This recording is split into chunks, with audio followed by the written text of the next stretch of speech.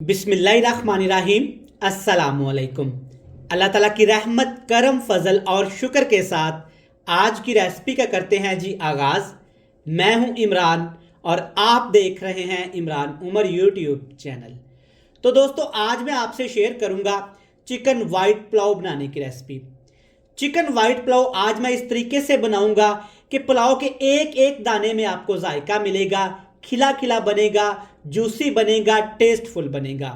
कुछ ऐसे tips and tricks आपको बताऊंगा जिसे आप इस्तेमाल करके घर में बिल्कुल इसी तरह का ये मज़ेदार खिला खिला पुलाव तैयार कर सकते हैं।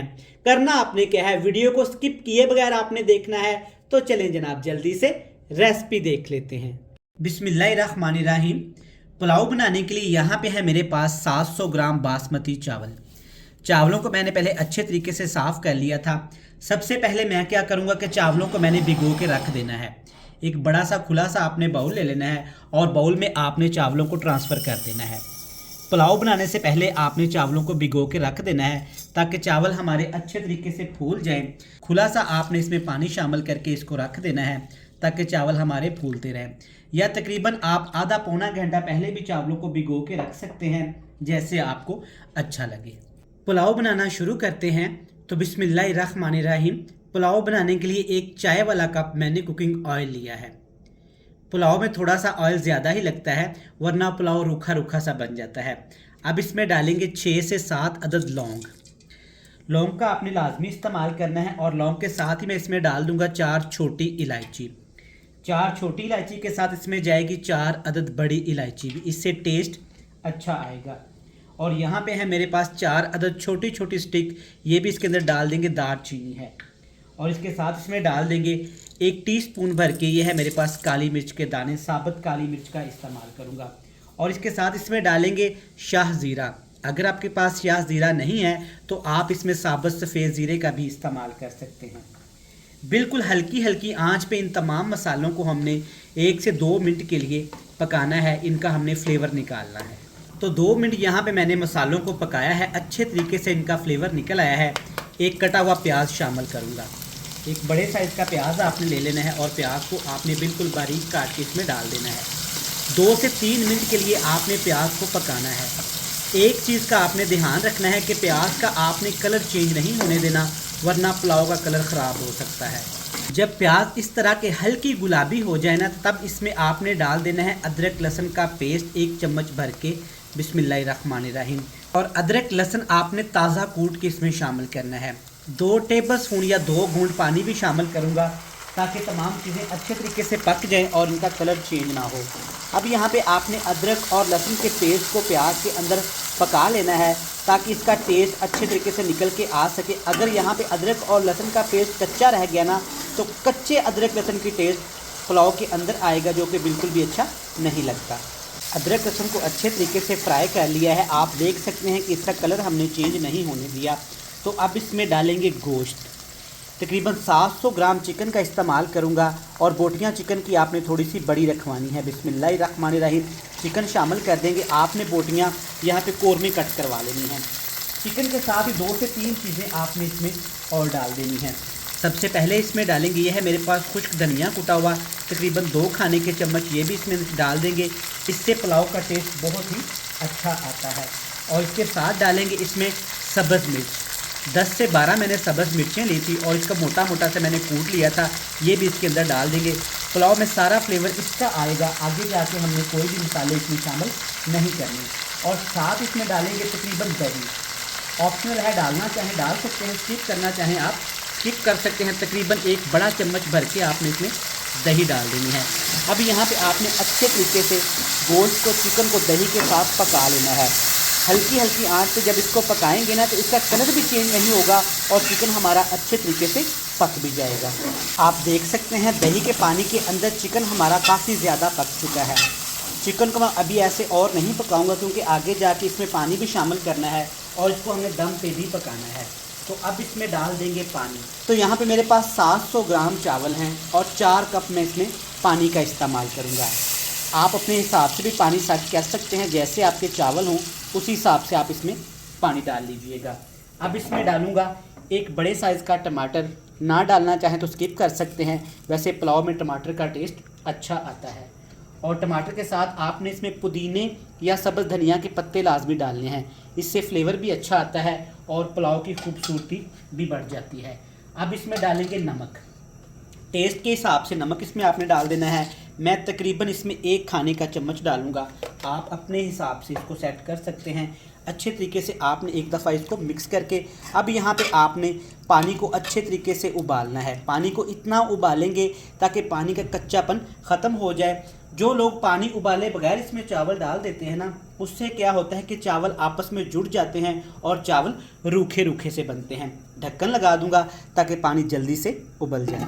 तो ढक्कन उठा के देख लेते हैं कि पानी उबला है कि नहीं। आप देख सकते हैं 10 से 12 मिनट लगे हैं और पानी अच्छा खासा माशाल्लाह यहाँ पे उबल चुका है। अब इसमें डाल देंगे चावल, जिसको हमने पहले से ही भिगो के रखा हुआ था। और आप चावल देख सकते हैं भिगोने की वजह से माशाल्लाह कितने लंबे लंबे हो गए हैं और पानी इनके अंदर तक गया चला है। अब जब चावल पकेंगे ना तो इंशाल्लाह ताला ये इतने लंबे और जूसी होंगे कि आपको वाज़िया फ़र्क नज़र आएगा। इसलिए आपने चावल पहले से ही भिगो के लाजमी रखने होते हैं। अब एक मसला होता है, जब भी हम घर में चावल बनाते हैं ना, बिरयानी बनाते हैं, पुलाव बनाते हैं, तो चावल पकने के बाद आपस में जुड़ जाते हैं। एक छोटा सा टिप्स आपके साथ शेयर करूंगा, ये आप आजमाइएगा, इंशाल्लाह ताला आपकी ये प्रॉब्लम ख़त्म होगी।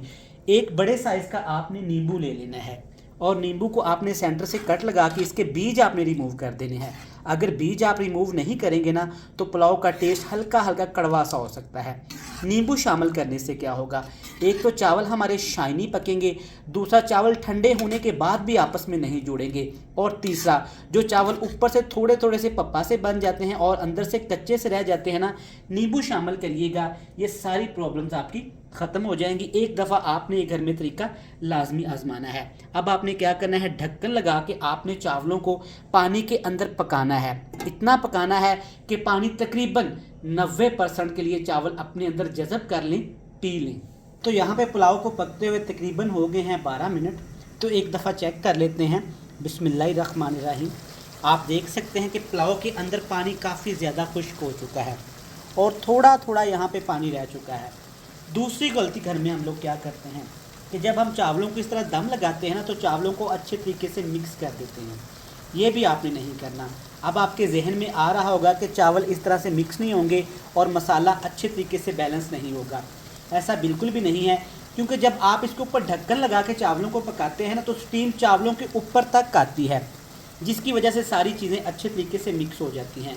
और एक छोटी सी सीक्रेट आपके साथ और शेयर करूँ, बिरयानी बनाएं, सफ़ेद चावल बनाएं, पुलाव बनाएं, जो भी आप बनाएं, जब आप दम लगाएं ना तो सिर्फ एक सब्ज़ मिर्च इस तरह डंडी समेत आपने लाजमी रखनी है। इससे क्या फ़ायदा होता है कि जब पुलाव के अंदर दम लगता है ना तो इसका टेस्ट चावलों के अंदर तक जाता है, जो कि थोड़ा सा स्पाइसी लगता है और खाने में बहुत ज़्यादा मज़ेदार लगता है। अब इसके ऊपर हमने ढक्कन लगा देना है दोबारा से। पहले 5 मिनट हाई फ्लेम करेंगे, उसके बाद बिल्कुल हल्की हल्की आग करके इसको दम लगाएंगे तकरीबन 9 से 10 मिनट के लिए।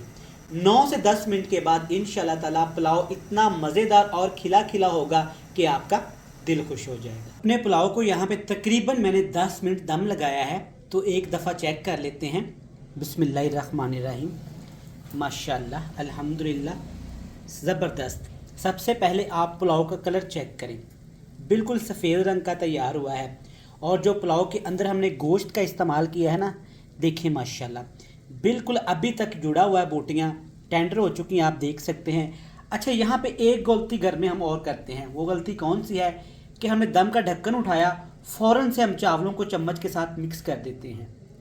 ऐसा भी आपने नहीं करना, क्योंकि चावलों के अंदर तक स्टीम गई होती है, जिससे चावल बहुत ज़्यादा नरम मुलायम होते हैं, तो चावल जल्दी से टूट जाते हैं। आपने क्या करना है, इस तरह ढक्कन उठा के आपने साइड पे रख देना है और तकरीबन 3 मिनट तक आपने चावलों को नहीं हिलाना। और दूसरी बात, जब भी आपने चावलों को हिलाना है ना तो आपने चम्मच के साथ नहीं, छोटी प्लेट के साथ चावलों को बड़े बर्तन में निकालना है। तो चलें जी, फ्लेम मैंने ऑफ़ कर दिया हुआ है। 2 से 3 मिनट के बाद इसको मिक्स करेंगे। तो आप देख सकते हैं चावलों से अच्छे तरीके से स्टीम निकल चुकी है। तो अब चावलों को मिक्स करते हैं। बिस्मिल्लाहिर्रहमानिर्रहीम। इसके साथ कि आपने प्लेट ले लेनी है और आपने कढ़ाई को अच्छे तरीके से कपड़े के साथ पकड़ लेना है। चेक करें माशाल्लाह, इस तरीके से आपने एक साइड से ऐसे चावलों को निकालना है। अल्हम्दुलिल्लाह माशाल्लाह चावल बड़े ज़बरदस्त निखरे निखरे और खिले खिले तैयार हुए हैं। चेक करें माशाल्लाह कितने जूसी यहाँ पे चावल तैयार हुए हैं।